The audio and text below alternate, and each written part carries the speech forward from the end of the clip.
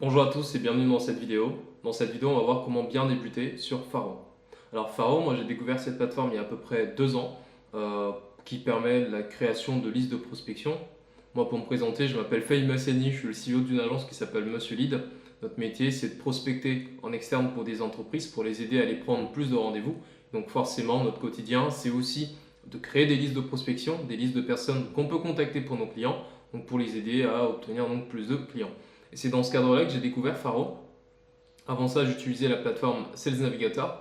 Et dans cette vidéo, je vais vous décortiquer comment fonctionne Faro, pourquoi j'ai préféré Faro à Sales Navigator et surtout comment bien l'utiliser dans un workflow quotidien de création de listes de prospection. Alors déjà, la première question, c'est qu'est-ce que Faro et à quoi ça sert?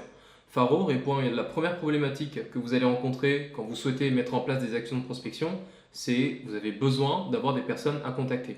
Vous avez une idée des personnes qui travaillent généralement avec votre entreprise, de la typologie de clients, des intitulés de poste, des secteurs d'activité. Maintenant, il vous faut une plateforme, un outil qui vous permette de concrètement générer, sortir toutes les personnes qui répondent à vos critères de prospection afin que vous puissiez les contacter au téléphone ou bien par email. Si vous n'avez pas un outil comme Faro, vous allez devoir scraper de la donnée à la main. Par exemple, vous voulez cibler des restaurants, vous allez aller sur Google, taper restaurant Paris, restaurant Lyon, voir à peu près tout ce qui ressort et copier-coller comme ça des données dans un fichier CSV, copier ensuite le numéro de téléphone. Donc c'est extrêmement fastidieux pour l'avoir fait avant qu'il y ait des outils comme Faro sur le marché. C'est très fastidieux et ça va vous empêcher de prospecter. Parce que juste l'énergie que vous allez dépenser à la création de listes de prospection va vous vider complètement avant même que vous ayez passé le moindre appel pour pouvoir concrètement générer des opportunités. Et donc, qu'est-ce que fait Faro pour résoudre ce problème? Eh bien, Faro vous apporte leur technologie. Ils vont scraper un ensemble de données disponibles en ligne et les organiser. Comme ça, vous arrivez sur la plateforme, vous intégrez les informations ou les personnes que vous souhaitez cibler. Par exemple, là j'ai envie de cibler des restaurants qui sont à Lyon, qui ont entre 6 et 20 collaborateurs et j'aimerais dans ces restaurants-là m'adresser directement aux gérants. Donc si tu peux me faire remonter les informations des gérants directement. Donc là, vous allez gagner un temps fou, ce qui devait vous prendre peut-être 10 à 15 heures à faire à la main. En fait, vous allez pouvoir le boucler en 15 ou 20 minutes grâce à cette plateforme. Et bien sûr, restez bien jusqu'à la fin parce que je vais vous montrer comment exécuter ce workflow directement sur la plateforme. Alors, il faut savoir également que Faro est une alternative à LinkedIn Sales Navigator. SalesNav, c'est quoi? C'est une plateforme qui a été développée par le réseau social LinkedIn et qui permet aussi d'organiser leur base de données pour permettre aux entreprises de pouvoir cibler efficacement les personnes qui souhaitent contacter.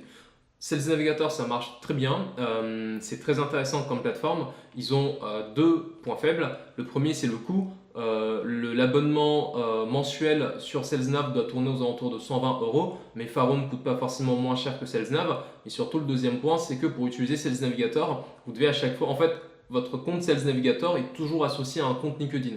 Ce qui fait que vous ne pouvez pas partager des accès à quelqu'un d'autre dans l'équipe qui souhaiterait aussi utiliser la plateforme sans lui donner accès à votre profil LinkedIn.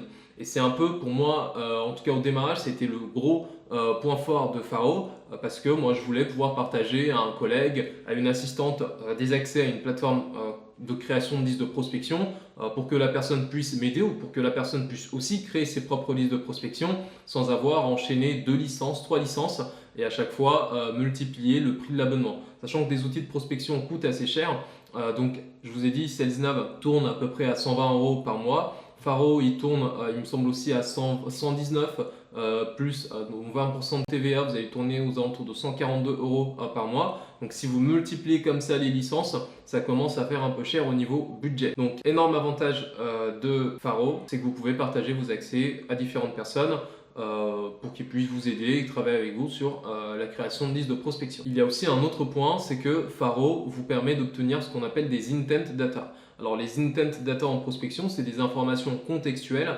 Par exemple, faire une liste de prospection avec typiquement que des entreprises qui ont actuellement des recrutements. Vous pouvez même aller plus loin et cibler des postes.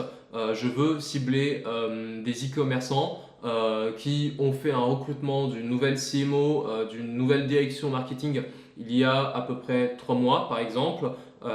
Et en fait, je veux spécifiquement cibler ces boîtes-là. Pourquoi c'est intéressant? Parce qu'à chaque fois qu'il y a un événement aussi fort dans une entreprise, ça vient avec l'usage du changement. Hein. La personne va peut-être vouloir changer la stack d'outils de l'entreprise, elle va peut-être vouloir mettre en place des nouvelles actions, mettre en place un CRM ou optimiser l'usage du CRM. En fait, il y a plein de choses qui se passent avec l'arrivée d'un nouveau collaborateur dans une entreprise. Vous pouvez aussi avoir comme intent data le fait que l'entreprise ait fait une levée de fonds, le fait que l'entreprise soit en croissance, ou bien que l'entreprise utilise des outils en particulier. Ça peut marcher pas mal, notamment, supposons que vous soyez une agence qui permette de faire l'intégration de logiciels comme HubSpot pour des entreprises.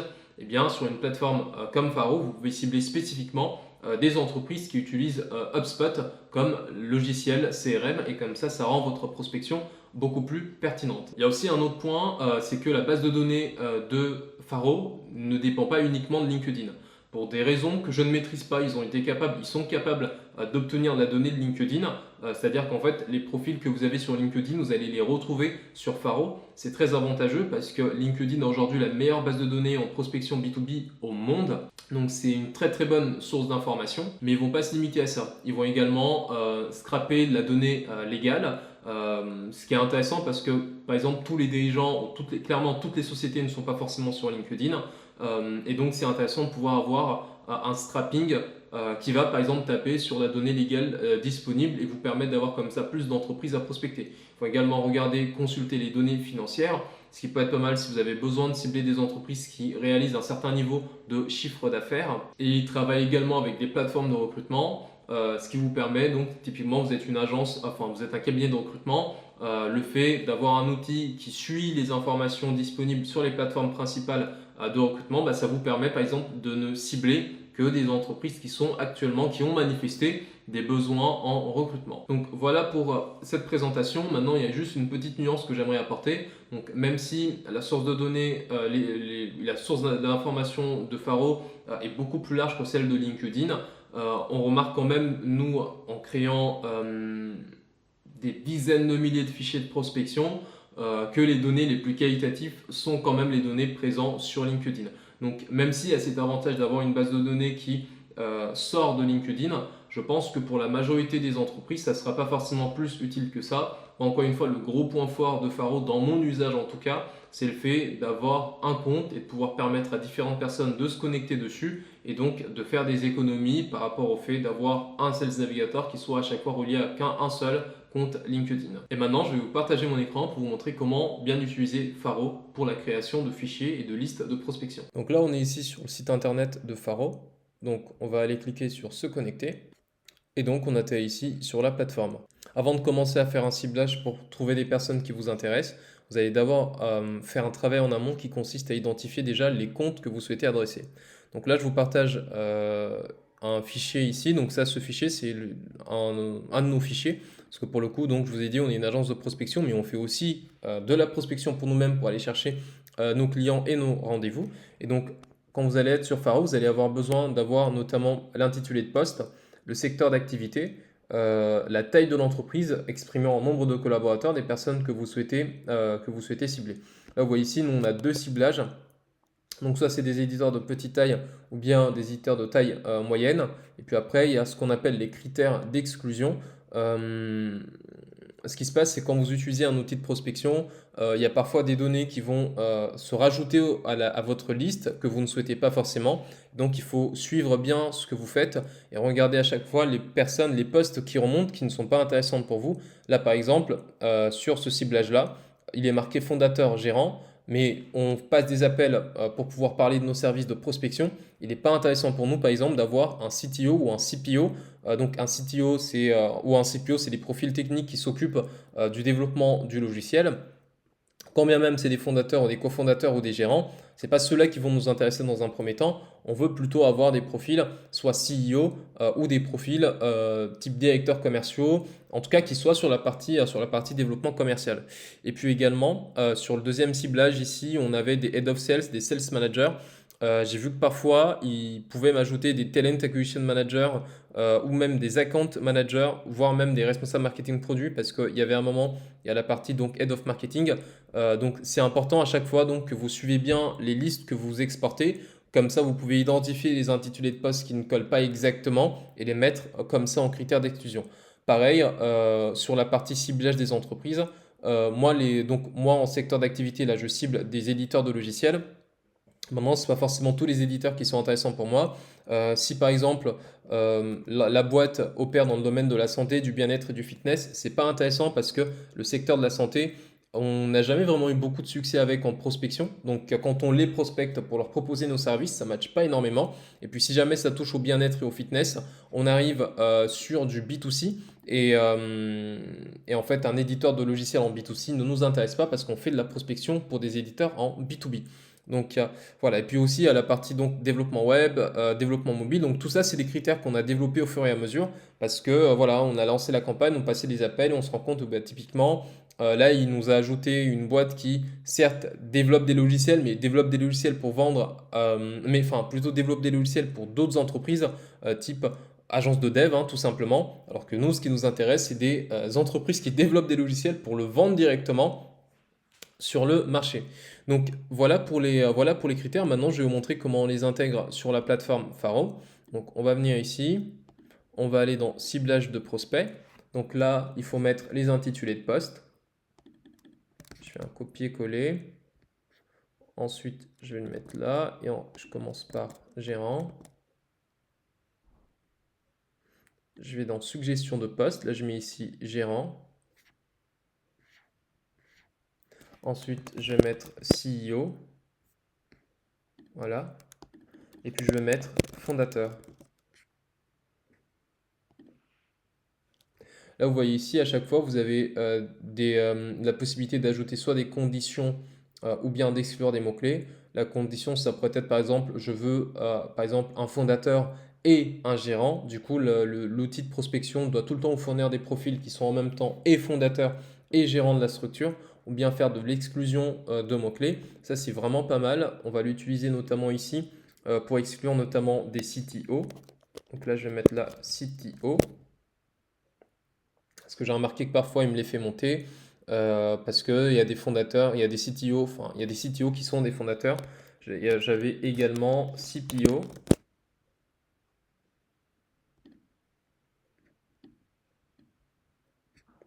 En critère, en critère d'exclusion. Et puis je fais valider. Maintenant ici, niveau activité. Donc là je fais copier. Donc moi je veux des entreprises dans le domaine du logiciel. Expression libre. Thème Faro. Voilà. Logiciel. Et puis très important, l'exclusion. Exclure santé, bien-être, fitness. Je vais copier.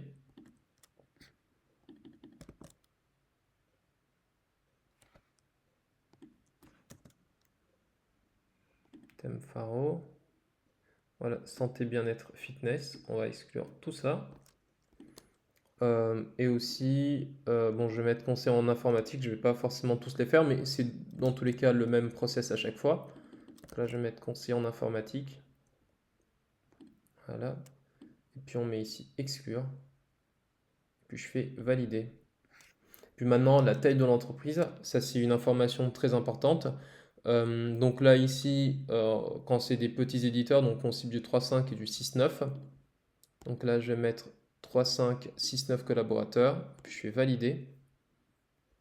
Et puis là, je peux mettre une contrainte, par exemple, dire bah, je veux cibler uniquement des éditeurs sur Paris, sur Lyon, mais là-dessus, je vais rien mettre parce que on cible la France entière sur nos campagnes de prospection. Donc voilà pour ça. Donc là, il commence à me faire remonter des entreprises. Je vois ici donc Monsieur Parker, donc de déjà Blue. Donc je vais cliquer ici.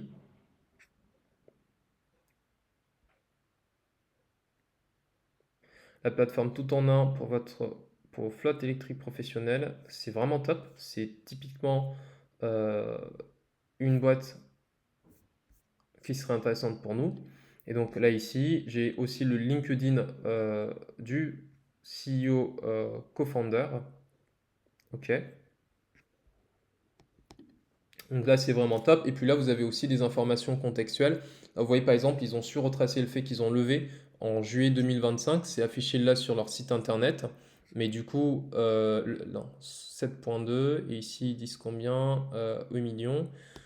Ok. Et du coup, voilà. Donc là, ça remonte un peu. Euh, donc là, c'est top. Et puis à partir de là, moi, je vais enregistrer ma recherche. Donc je vais cliquer ici. Je vais mettre euh, un nom, éditeur, CEO 39 validé. Comme ça, à chaque fois, je peux retrouver ma recherche. Donc là, vous voyez ici, c'est enregistré. Donc systématiquement, je viens cliquer là sur voir la recherche. Et ensuite, voilà, j'ai mes informations. Maintenant, je vais créer une liste ici. Donc, je vais aller dans mes listes.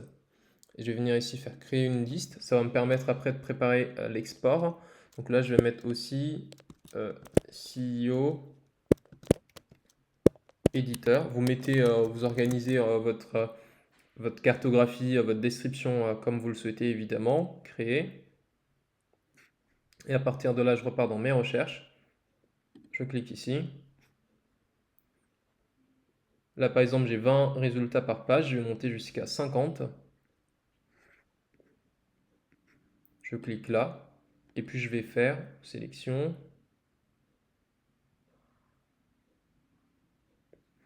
Et maintenant, que voulez-vous faire? Ajouter les prospects à une liste. Vous voyez ici, vous avez la possibilité de directement enrichir sur la plateforme. Donc, connectez votre Full NH ici pour pouvoir automatiquement aller chercher les emails et également les numéros de téléphone, même si là, il ne l'affiche pas.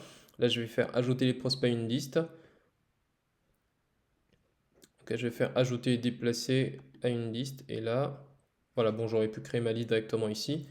Je vais taper CEO éditeur créé le 12 janvier 2026. Ok, suivant, confirmé. Donc là, vous voyez, on a les crédits qui ont un peu baissé. Du coup, on a utilisé des crédits pour pouvoir exporter, enfin en tout cas pré-exporter ces contacts-là. Et là, si je viens ici, je vais mettre là encore 50. Je clique comme ça, sélection. Vous voyez ici, donc chercher les téléphones, exporter. Donc là, moi, j'ai pas connecté notre Full NH, donc je ferai exporter CSV parce que du coup, là, vous avez les informations des personnes, mais il vous manque les informations de contact, à savoir les emails et les numéros de téléphone. Sauf si vous prospectez sur des standards téléphoniques, auquel cas, vous les aurez directement sur Faro. Mais si vous avez besoin de lignes directes et d'emails directs pour votre prospection, bah là, il faudra donc aller ensuite sur un outil comme Full NH pour pouvoir finaliser l'enrichissement.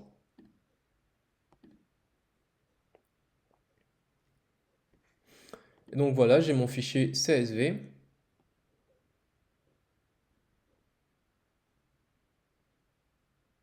Donc qui s'ouvre ici. Et donc vous voyez, ils me permettent donc d'avoir le nom, prénom, le LinkedIn, le poste occupé.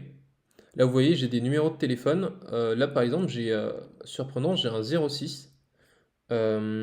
Et ensuite après, le sirène sirette, le nom commercial, le standard. Donc le standard, c'est assez facile à avoir parce que du coup, c'est disponible sur Google et en ligne. Et donc encore une fois, ça aide beaucoup quand par exemple vous prospectez sur des standards téléphoniques. Du coup, vous n'aurez pas besoin d'utiliser un full enrich par-dessus. Mais si vous avez besoin de ligne directe, il faudra donc passer par un autre outil. Parce que là, vous avez aussi donc les emails génériques. Et donc voilà, donc là vous avez un bon fichier, vous avez vu, description du site internet, tranche d'effectifs, ça c'est pas non plus tout le temps fiable comme données, mais c'est quand même cool de l'avoir ici, l'URL de la page, l'adresse, etc. Donc vraiment un bon premier fichier, début de fichier de prospection que vous pouvez utiliser pour passer, pour préparer en tout cas vos sessions de prospection. Donc voilà pour l'outil Faro. Donc forcément je vous le recommande, hein, c'est l'outil qu'on utilise actuellement pour nos clients. Si jamais vous êtes intéressé à l'idée d'ailleurs d'externaliser votre prospection, vous n'avez pas à le faire en interne, vous n'avez pas le temps, c'est trop compliqué, c'est trop dur, vous vous faites rejeter, ça vous fait mal au cœur, c'est trop compliqué pour vous ou pour vos équipes, n'hésitez pas à regarder dans la description, vous allez avoir un lien pour pouvoir prendre rendez-vous avec nous si jamais vous souhaitez découvrir nos services de prospection externalisée ou même écouter nos appels si vous voulez voir concrètement comment on fait pour prospecter pour des entreprises. Ça peut peut-être vous inspirer parce qu'on a prospecté dans énormément de secteurs sur beaucoup de personas différents. Donc vous pouvez écouter les appels, le lien se trouve en description. Ça peut vous inspirer pour voir concrètement comment on fait pour prendre des rendez-vous par la prospection téléphonique.